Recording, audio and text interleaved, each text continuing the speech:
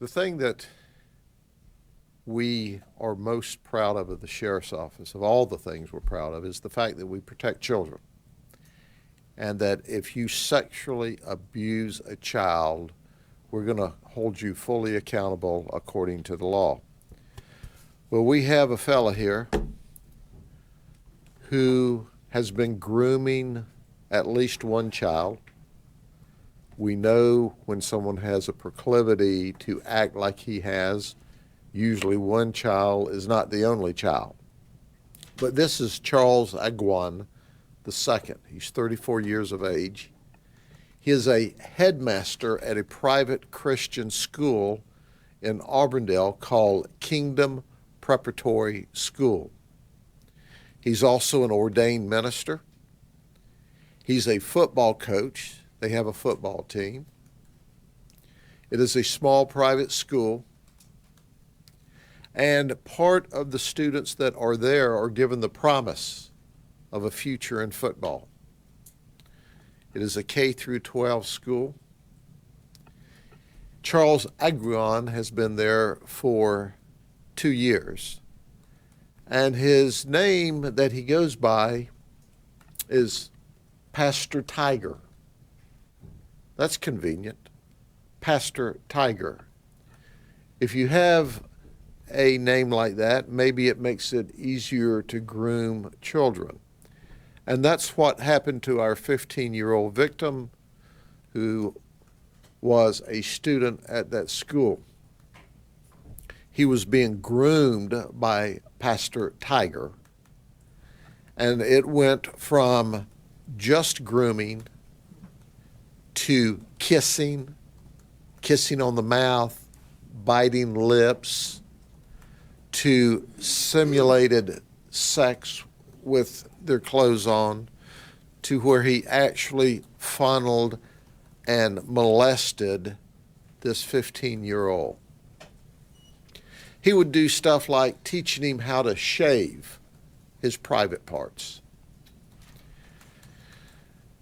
The headmaster also taught school as well as coach football.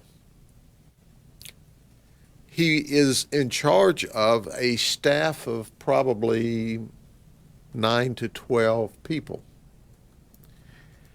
And we'll have the staff photos so you can see that he's a supervisor, he's a leader, he's an administrator, he's a football coach, he's an ordained minister. He checks all the boxes for people in areas of public trust. And what do we find? He is grooming and molesting a child. He admitted that maybe some of my conduct was inappropriate. Maybe. And when we had a conversation where obtained a conversation where he was talking to the victim, he said, "Oh, the loving on you? Oh, the loving on you?" This is how he refers to a 15-year-old male. Ladies and gentlemen, we are absolutely mortified by his conduct. We're mortified that he's not only a supervisor and a leader and a pastor and a teacher and a coach, but that he was abusing a child. Our fear is there may be more victims. We know that he lived at a residence with 3 other teachers from that school. I'm curious as to what they knew or saw. I'm curious as to why someone else didn't report old Pastor Tiger here for his conduct with children. And that'll be part of our investigation as we interview and speak with every one of the teachers at this school. But here you go. Here's their logo. To become the most loving school in the world. And there's a heart around it. Isn't that sweet? I see a subliminal message here myself. I see parents that trusted their children to go to this private school. I see parents and grandparents who wanted to do the best for their children and give their children another opportunity or a better opportunity by sending them to this school.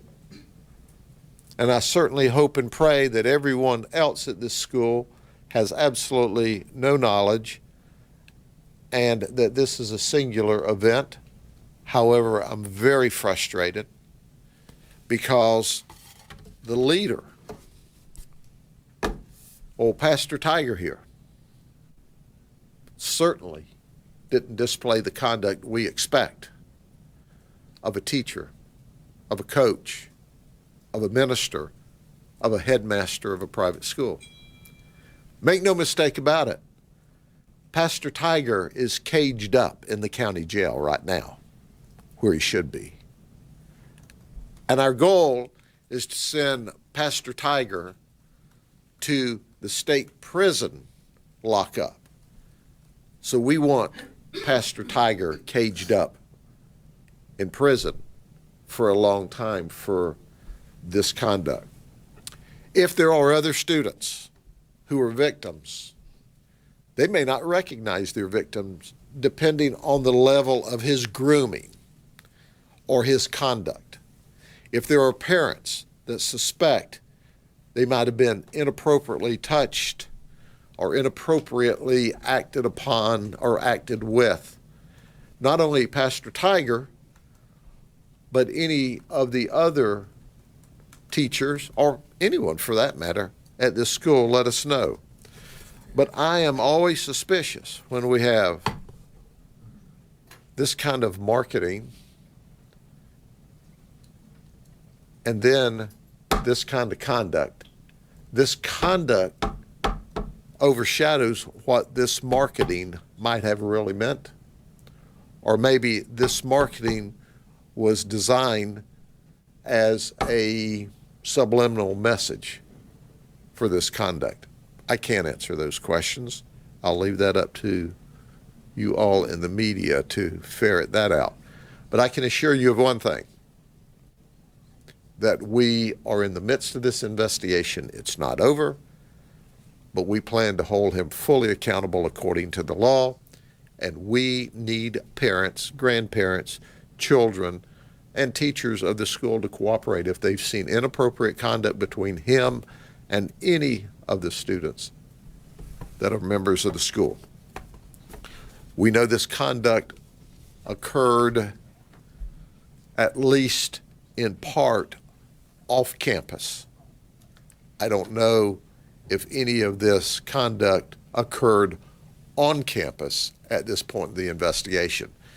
But old Pastor Tiger, who met this young man at school off campus, was molesting him. He might have roared at one time, but he's meowing today. Any questions? Sheriff, I have two questions. What church was he a pastor at? Hold on just a second. He was ordained through the Church of God, based out of Cleveland, Tennessee, and he was an associate pastor at Miracle Tabernacle of Praise that's connected to the school. His two roommates, were they males? There were 3 roommates and they were males.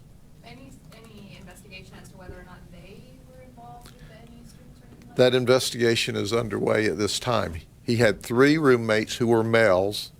They were all teachers at the school, and some of them are designated as directors at the school.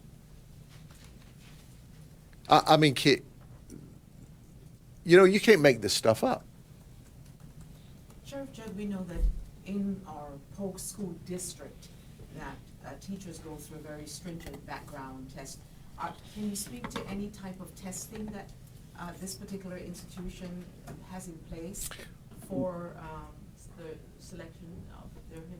Sure. This just came to our attention, this investigation. As you know, We operate with a sense of urgency in the best interest of the child. So we have been focused on the immediate criminal investigation. After we finish the residual investigations, then certainly we're interested in what is your selection process? And how did you end up with old Meow here as your headmaster? It's like, this is the craziest thing I've seen. It's like, I mean, the fact that you hire a headmaster and he says, just call me Pastor Tiger, ought to be a clue. Does he have any criminal background that you're aware of? I'm not aware that he has any criminal background at this time prior to this, but right now he's got a criminal background. And he's locked up in the county jail right now. Sheriff Judd, did you say his age? 34. Where did these incidents happen? We know that at least some of them happened off campus.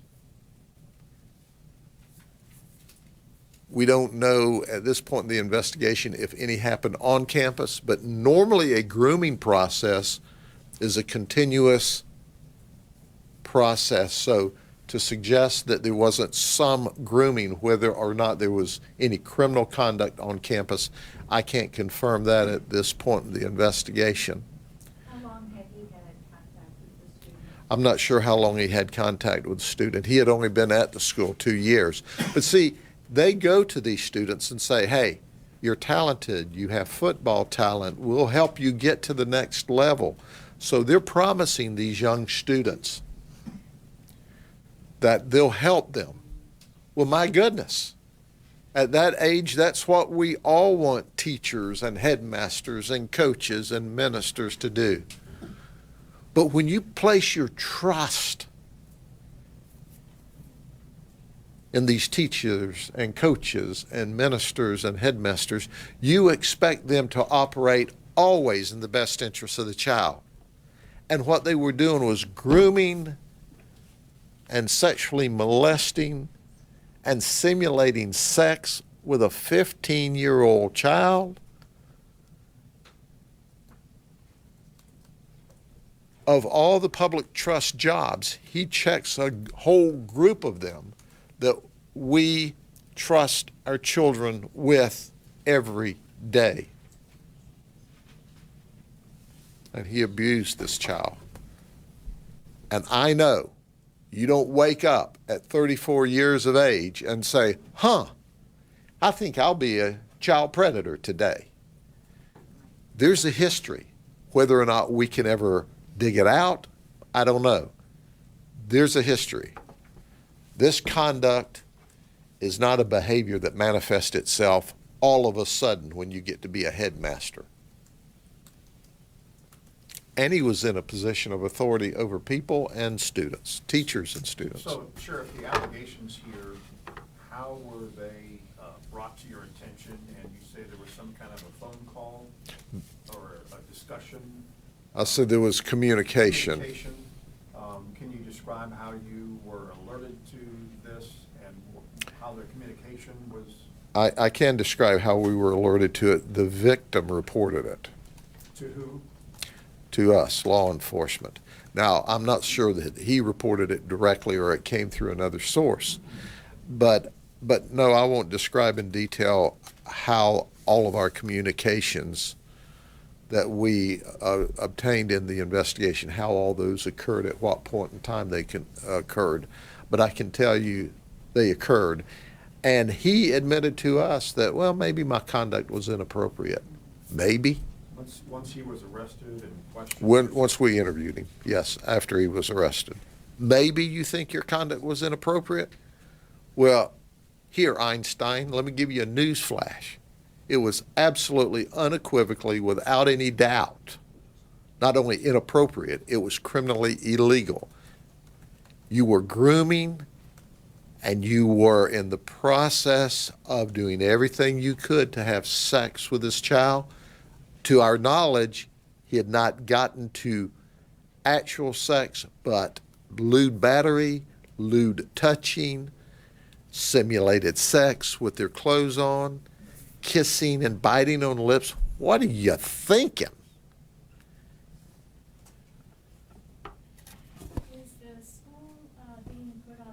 sort of a sequester or, have they changed hours or? What I'm thinking is the victim still attending school there or have the parents maybe? Once again, this just came to our attention. We started this investigation yesterday. You can believe that once we get through this initial phase, and once the detectives finish their interviews and we put out a plea to the community, do you have a child that goes here that has seen or been the victim of inappropriate conduct? You can believe we'll be touching base with all of the funding sources and all of the regulatory oversight groups that affect this school for a complete and thorough administrative and regulatory overview. Because this whole thing messes with my mind when you look at this. Sheriff Judd, you said that everyone had only been at the school for 2 years. Is that how old the school is, or has it been in operation? Had it been in operation? I don't prior? know. The school also operated under a different name in years past, but I don't know if he came at the time it changed names or if he was just the headmaster or if he's been elevated from a teacher to a headmaster during the last 2 years. That's details that we're not concerned with at the beginning of the investigation, but certainly we'll work our way through that as the investigation unfolds. But I believe we just got into this like yesterday morning. So we worked this hard all day yesterday. And occasionally there are investigations that shock your conscience. This shocks our conscience. This shocks our conscience because a headmaster, a supervisor, administrator, a coach, a teacher, an ordained minister, an associate pastor,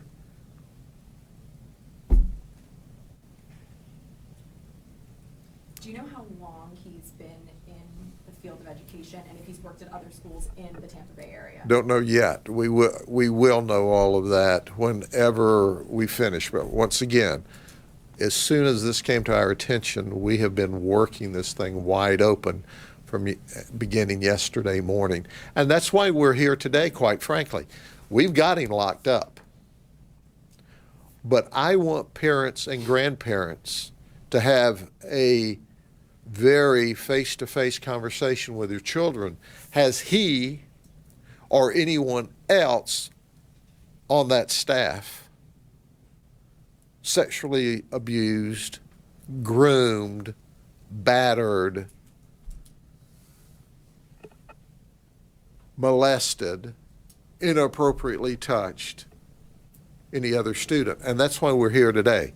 All of those other background questions that you have certainly will be part of either the criminal investigation and or administrative investigations by the appropriate regulatory boards, and we'll bring that to your attention. I don't think we'll get a chance to. You all will beat us to that. We're on the website I hope. right now, and all the other teachers have their full names, but he is just listed as Pastor Tiger. Do you worry when it comes to cases like this, when you're in a position of power, you don't even use your real name, in terms of families even being aware of who this person is and if they're able to check? Does that go into, should that have been a flag? Is that something you see often? I don't know what his marketing might have been on his Facebook. I can't speak for that. But I can speak for the fact that he had a name that would be easy to connect to youth with Pastor Tiger. That is to create relationships or a personal touch. And that doesn't mean that in and of itself is inappropriate, because I'm certain that lots of people that are interacting with children for all the right reasons want to identify and make children comfortable to interact with them. But what makes this so horrific is the positions positions, at least 7 of them that he was in, his access to children, his access to supervision. And you know and I know, whether we ever prove this or not, that when you work around in an environment and somebody is not doing something that's appropriate, they're whispering over the water fountain or the coffee pot going, do you know how he's acting? Do you know he's spending too much time with the kids outside of the school environment? There's some talk. And we want to know what that talk is. Okay. Thank y'all very much.